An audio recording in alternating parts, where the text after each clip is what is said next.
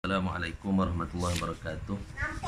Alhamdulillah rabbil alamin, wassalatu wassalamu ala asyrafil anbiya'i wal mursalin wa ala alihi wa sahbihi ajma'in. Alhamdulillah, syukur pada Allah Subhanahu wa taala kerana dengan limpah kurnia taufik dan hidayah kita diberi kesempatan untuk kita bersiaran pada hari ini. Dan alhamdulillah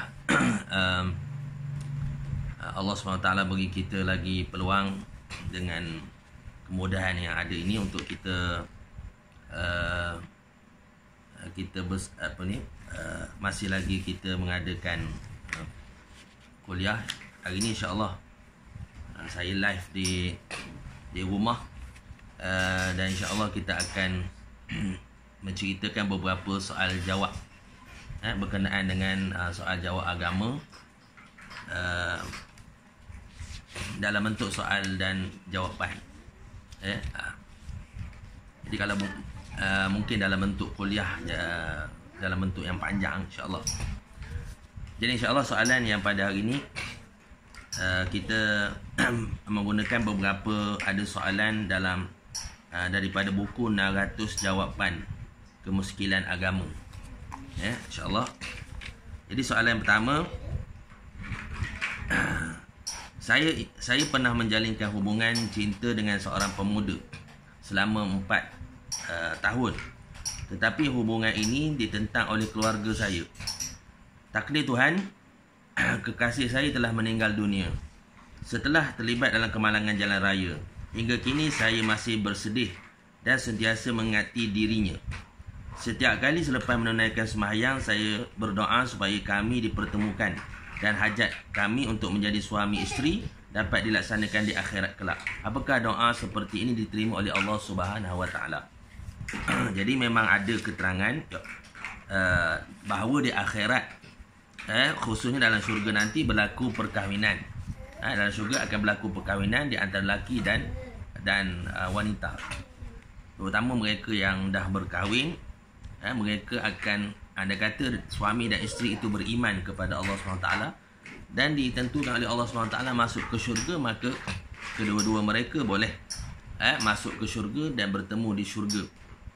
Seperti kebanyakan dalam perkahwinan itu disebut semoga ucapan-ucapan perkahwinan, semoga kekal sampai jannah.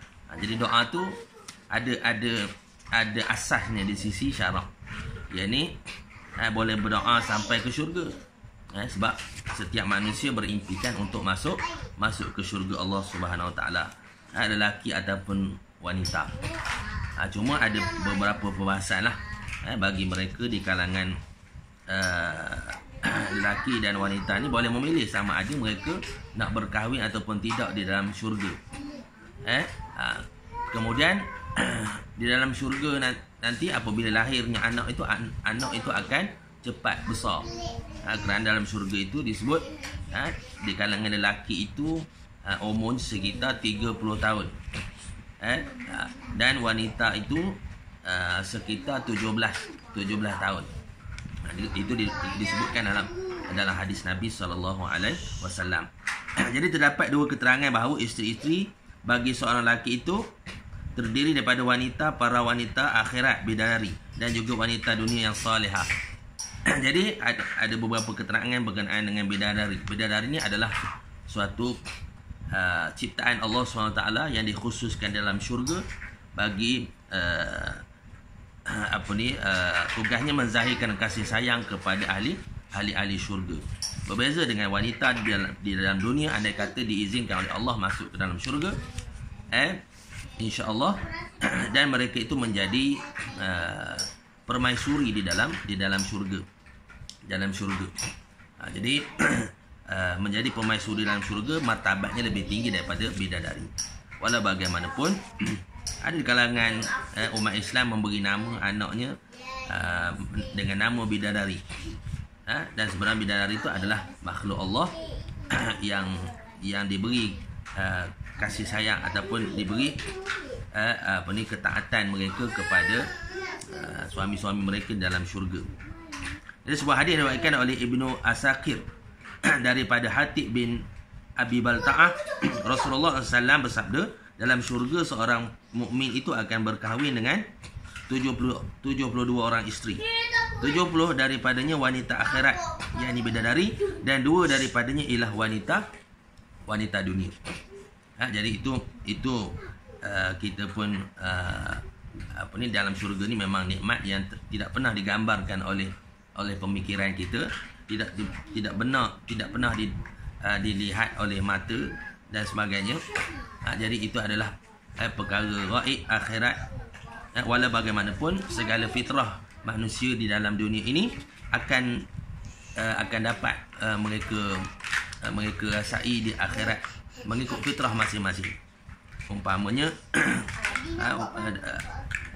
manusia suka kepada pangkat, harta dan sebagainya, di akhirat Allah Ta'ala akan beri seumpama itu, tetapi dalam bentuk yang berganda-ganda dan penuh dengan kenikmatan kepada Allah. Para pentafsir hadis ada yang menjelaskan bahawa 2 wanita dunia itu mungkin isterinya yang baik, yang sama-sama masuk ke dalam syurga, dan ada pula yang mengatakan wanita dunia itu ialah wanita yang solehah di dunia dan akan berkahwin dengan lelaki soleh, mungkin asalnya isteri atau sama-sama masuk syurga, dan mungkin bukan asalnya suami isteri. Itu ketentuan Allah Subhanahu Wa Taala. Ataupun atas dunia dia tak sempat berkahwin dengan seorang wanita yang dia ingin berkahwin dengannya, namun di akhirat dengan ketentuan Allah dia boleh memilih untuk berkahwin dengan sesiapa saja. Sekiranya salah seorang daripada suami ataupun isteri tidak berpeluang masuk syurga, maka masing-masing berkahwin dengan yang terpilih masuk syurga. Yang semasa di dunia mereka tidak pernah berkahwin, tetapi dapat berkahwin di akhirat kerana sama-sama soleh dan mendapat banyak pahala. Sebab tu inilah pentingnya iman. Andai kata di dalam sesebuah ahli keluarga itu, mereka itu di kalangan mereka yang beriman kepada Allah Subhanahu Wa Taala, maka mereka akan dikurniakan oleh Allah Subhanahu Wa Taala bertemu semula di dalam syurga. Tentang pasangan di syurga disebut oleh Imam Tirmizi melalui hadis yang diriwayatkan melalui Laqi bahawa di akhirat nanti seorang itu akan berkahwin dengan wanita-wanita suci. Dan pertemuan